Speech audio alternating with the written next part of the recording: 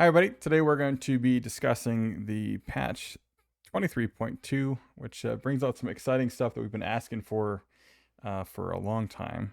We've got a trailer here and a couple patch notes we're going to go over, so let's dive right in. Welcome to the Update 23.2, where you can now revive your teammates, transport knocked out allies onto vehicles, and engage in a new social feature, the clan system. Let's dive right in. What is that guy doing? First on the menu is the brand new revival system. To reduce frustration during squad play and promote diverse strategies in normal matches, you will now be able to revive your fallen teammates. Just retrieve the blue chip from their death boxes and register it at one of the So first thought is most games have some sort of, like something you have to grab, something that you have to pick up. I think in Call of Duty it's dog tags, and Apex it's their banner. So I was kind of expecting that they might do this. We'll see what else we got here. transmission towers scattered across the map, or through a wireless transmitter item obtained through farming. They can then rejoin the match via a respawn plane that flies once per phase. Note that this feature is available only in normal and custom matches on Erangel, Miramar, and Destin. Next, we're introducing a new Dbno feature, allowing you to carry knocked out teammates and place them inside vehicles. This addition provides players. That's a couple things to go over there right there. So we've got the transmitter. That's kind of an interesting thing. Kind of reminds me of Crypto's drone in an Apex a little bit. That might be an interesting pickup, kind of like a self-revive in a way, something you'd want to pick up if you found it on the map. I wonder how rare it's going to be, though. So is this something that's going to be super common or super rare? That I'd be curious to see.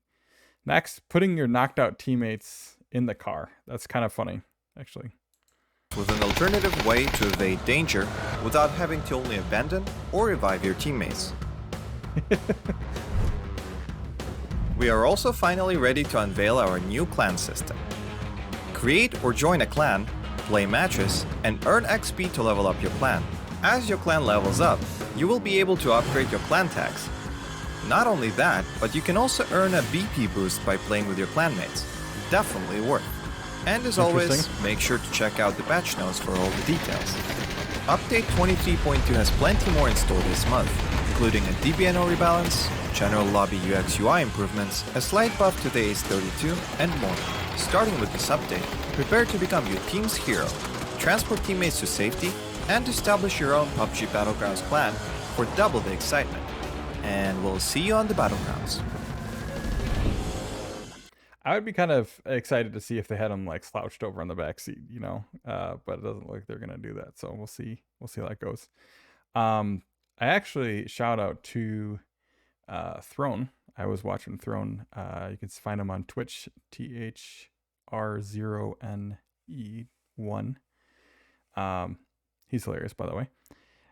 He was playing a game, and they actually put the knocked out person in the driver's seat, which I thought was maybe an oversight. Because if somebody accidentally does that, that's going to be a bit of a problem. And it looked like you could jump out of the car as the down person. You could still get out. Otherwise, if you didn't do that, your teammates would literally have to TK you in order to drive the car, which I think is going to be a bit of a problem, especially if you're playing with some random people.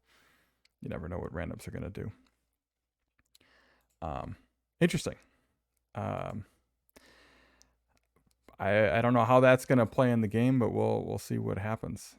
So go through the patch notes real quick here.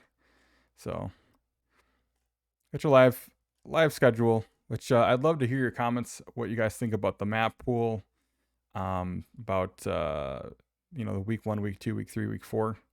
Quick side note on I actually love it a lot. It's made me want to leave less games. I typically like to play the medium to smaller maps just because they're faster paced. For the casual player, it's a huge benefit. You can get a lot more games in. You're not watching your teammates the entire time. Shout out to the revive system. And I think the map pool is a good mix too. Like my favorites are definitely Sandhawk Kirakin, Tiago, Sandhawk. I do like Destin and Paramo as well. I know everybody's a big fanboy of the Erangel. I mean, it is obviously the OG map will always be the OG map, but they could use some updates on that map and definitely make it a little bit more player friendly, I would say. Compared to the other maps, the flow is just really well, especially in Tego. I think the flow of the map is really well done, as is Sandhawk. So having that switch back and forth, I think is a really cool thing. And I think it's been a great benefit. I know I've enjoyed the games a lot more, and I play a lot more of the maps that I normally would be like, I'm not so keen on playing this. Ranked, Tiego's in there, Destin a little bit. I don't play ranked myself, but more power to you if you do. The games are very slow, and I like the action, so it's not my favorite thing. So going through the blue chip, which I think is really funny that they called this blue chip, seeing how this is the second item in the game that's called the blue chip. The blue chip detector, which I am not personally a fan of. I think it's one of those mechanics that kind of makes it Call of Duty. It's a heartbeat sensor. You can figure out where people are. Range isn't very high on it, but it's going to get mixed up with the blue chip, which I think is the image that they have here. I think looks nice and is overall, like cosmetics wise, I think they did a good job on it. However, we'll look at this. So these little stations, and while watching Throne struggle through the test server today, I think he had 4 crashes in under like 30 minutes. It was rough. There's a lot of these. There was, I think on Erangel, there was like 15 or maybe 20 of them. So they're not like everywhere. But I think you're going to have some players, if these things are in the circle, you're going to have some players camp them. And that can be good, that can be bad. That can kind of go both ways. Do players camp the revive in Fortnite, Apex, Call of Duty? Call of Duty, I think they do. I don't play that game a whole lot, but I don't think they really do all that often in Apex. From what I've played in Fortnite, I wouldn't say they do as well. But we'll see how that goes with PUBG. I'm excited that they're releasing a system for this. I mean, it's about time.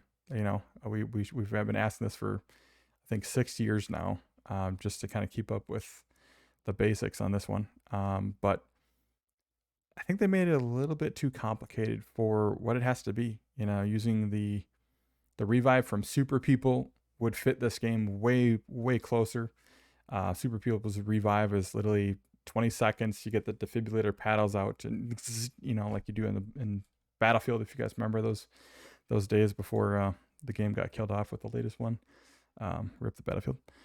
But I think they would have done a much better job if they'd have just stuck with something like that. But this is a unique way of making it their own, and good for them. But we'll see how it works. It seems like it's going to be kind of a wild card, though. Being able to only respawn back on, when the circle or when the phase changes doesn't seem to fit. It seems like an extra thing that doesn't make a whole lot of sense. I think they should just let players come back, because they're not going to come back with anything. So the blue chip transmitter, what I don't know quite yet is if the blue chip transmitter allows you to come back right away. Since you're flying out on a plane or a helicopter, I think it's a helicopter from the video we just watched, you might be able to come back right away. So that might be something interesting to look forward to. If it is right away, I mean, obviously it's worth picking up either way. But if it's coming back, or a teammate comes back immediately, that's got to be huge. And those are something you would fight someone for, if you knew somebody had one, which obviously you don't. But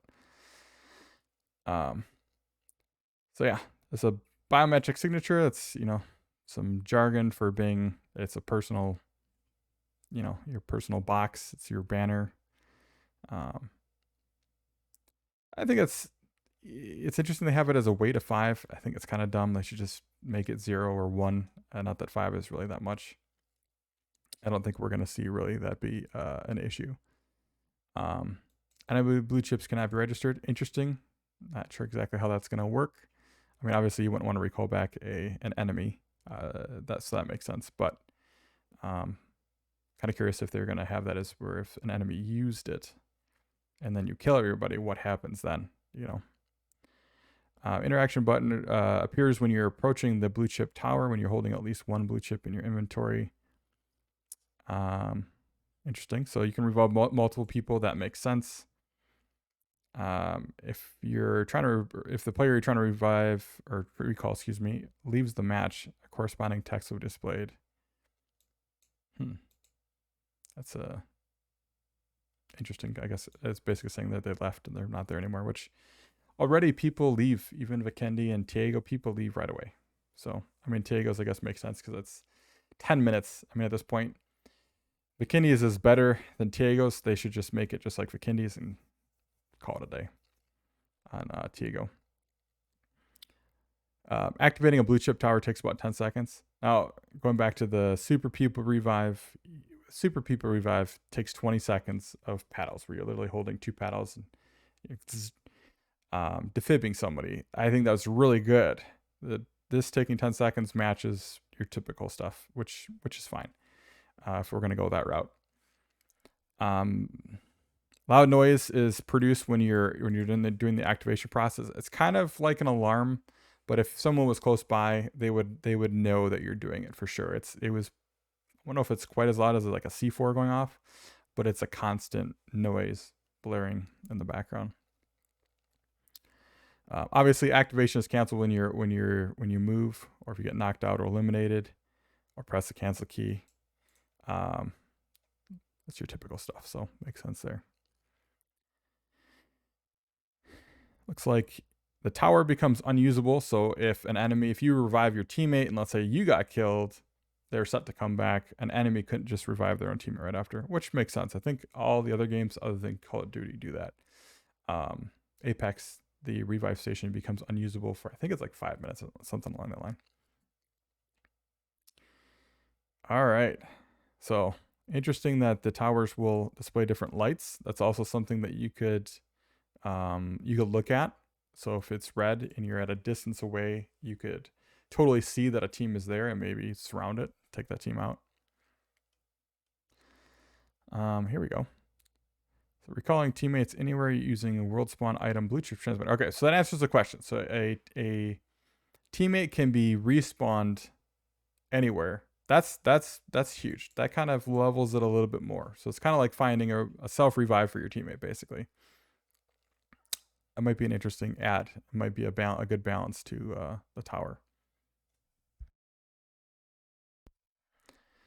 So you click to activate it. Once you're in possession, you confirm the list appears. Interesting.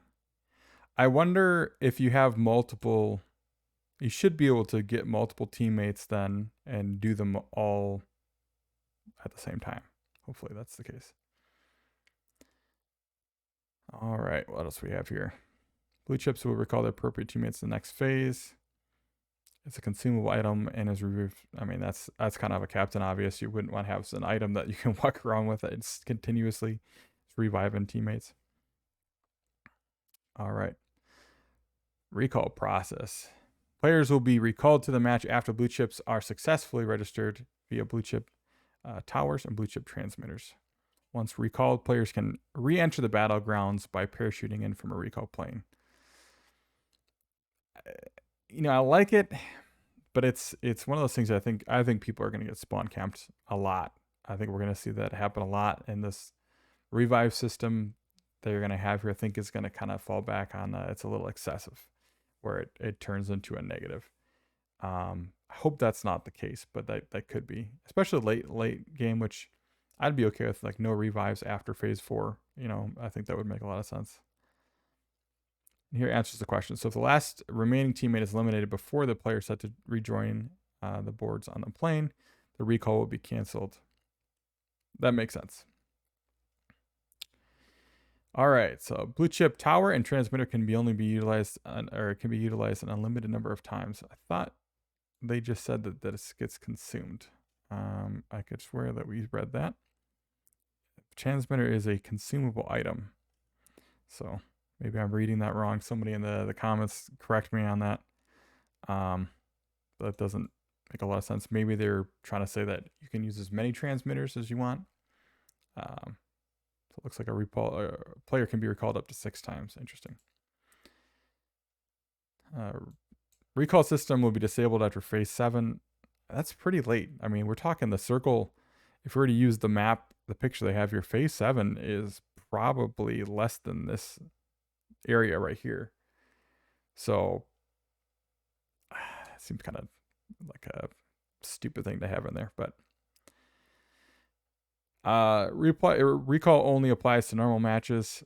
I mean, that's fine. You know, it's gonna be expected. You know, they don't want to have in a ranked game or even like an esports mode where you have a bunch of pros that just got taken out and they go and recall on my back end. It might kind of screw up the flow of competitive play. But casual play, I like the idea.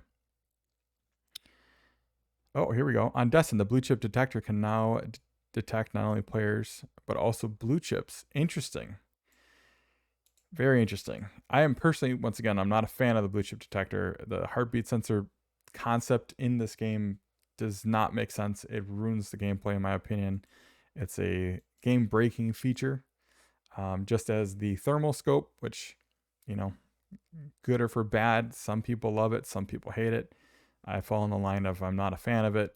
It basically makes any player who has one be able to see through anything. So if you end up in the middle of the field, if you end up out here in the middle of the field and that's all it is just fields, somebody smokes himself out and just shoots everybody. That's not really fun for anybody, and it's not a good experience, I don't think, for new players or for veteran players either. Back to the notes here. Detected blue chips will display it with icons identical to those used for detected players. Interesting. All right. Well, I think we got one more piece here. So vehicle, where did my car go? So after you exit, I can't talk today. Remembering the location of your vehicle after exiting may bring quite an advantage. That is kind of an interesting thing. It's kind of like having your GPS in your car. I think that's an interesting add-on that I don't know anybody who asked for something like that, but that might be kind of nice, you know. I know in my Subaru I can leave it somewhere and it shows up in my phone, which is really nice. So, what else do we have here? So, additionally, to enhance safety features and prevent tragic accidents. Now, I already know what this is about, and I think this is really funny because I have multiple videos on this already. But caused by players inadvertently disembarking from a moving vehicle. This is a fancy way of saying a glitch, in that if you pressed F while you were bandaging, let's say, or using like a painkiller or a PUBG bull, you could literally jump out of the car. And I can't tell you how many times this happened. I have 2 videos on it, 2 shorts on YouTube, where this happens, where literally we jump out. In one of them, my teammate cancels his heal and jumps out, and it knocks him out. And in order to pull over, I canceled my heal and I also jumped out and got killed, and we ended the game. It was a very bad experience for everyone. So I think that's very good that they've introduced this exit feature. And I think that it's, you know, if you're going fast enough where you would die if you jumped out of the car, I think it actually makes a lot of sense. And it's probably a simple way for them to fix that glitch without actually putting too much effort into trying to find the bug that's causing it, because they might not be able to. So it looks like it exceeds 60 miles or 60 kilometers per hour, 3-second countdown. It's ironically is about the same amount of time as a bandage. So that's an interesting feature there. Downed but not knocked out. Or downed but not out. Excuse me. So basically this change here is when you're moving, you bleed faster, which kind of makes sense. Like, in the sense it's kind of a nice feature, and then it's not if you're less moving. But the problem is people are always thirsting, right? And I will admit I do this as well. Usually when I'm leaving, though, when I'm heading out of the area, or if I'm getting overwhelmed with the amount of people that are fighting.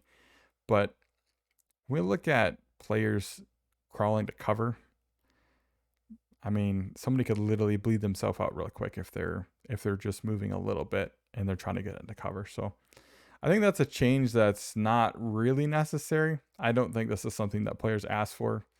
I think in the long run, it's probably going to have more of a negative effect on the game, but we'll see. So you are in motion, your character's actively moving in water, rotating or boarding a vehicle. When you're not moving, you're considered still. Adjusting the camera position without moving your character is also deemed as standing still. That's good to know. All right. Additionally, in the current gaming landscape, when a squad member gets knocked out, it takes quite some time to recall them, leaving the squad vulnerable to the enemy's approach. Thus, we aim to introduce a new strategy, adding features where players can carry their knocked out teammates, load them into a vehicle for a quick getaway. Once again, we talked about this earlier. Shout out again to Throne. They shouldn't be able to put them in the front seat. It's just that simple. I think that's going to cause a lot of, especially new players, when they're trying to help you.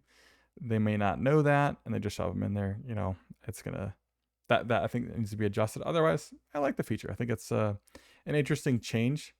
There's definitely plenty of times where you can't pick up a teammate because they're in the middle of the open, and you have your vehicle and you smoke out your car, and you try to pick up, do a hot revive in the middle of a firefight, and it just doesn't go well. All right, next, weapon balance. So they're adjusting the ace.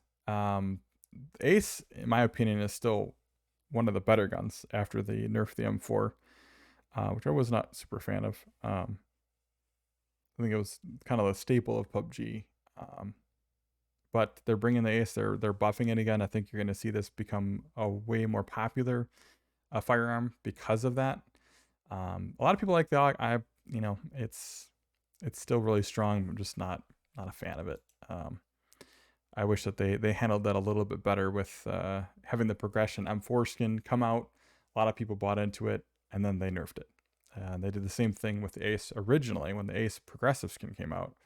If you look at the end of that patch, they nerfed the grips, which made the Ace one of the worst guns until it kind of got rebalanced out in the long run, which, as we see here now, is now a buff.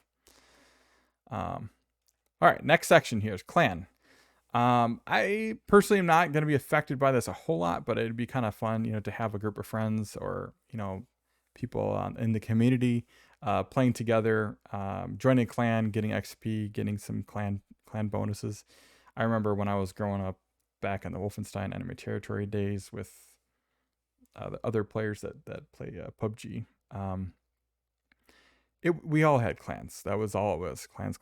But it kind of has a negative connotation now, and I think maybe there might be a different word that they'd use nowadays for that. But it's kind of a cool feature, nonetheless. It's a little extra something that players can be excited about. And I think that's great that they're thinking of new innovative ways that they can encourage good gameplay and happy gameplay and collaboration. So you're collaborating with your clan members. So definitely cool. Basically, it's going to create you have a clan button. You can add a bunch of people. I think you can change the name of it as well.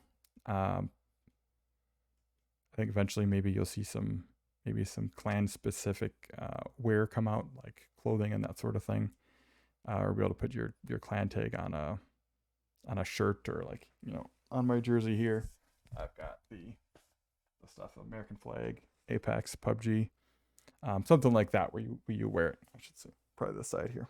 This is my Counter-Strike when I had the Counter-Strike team. This is our jersey. So that's kind of a neat thing. I think it'd add an interesting part to the game.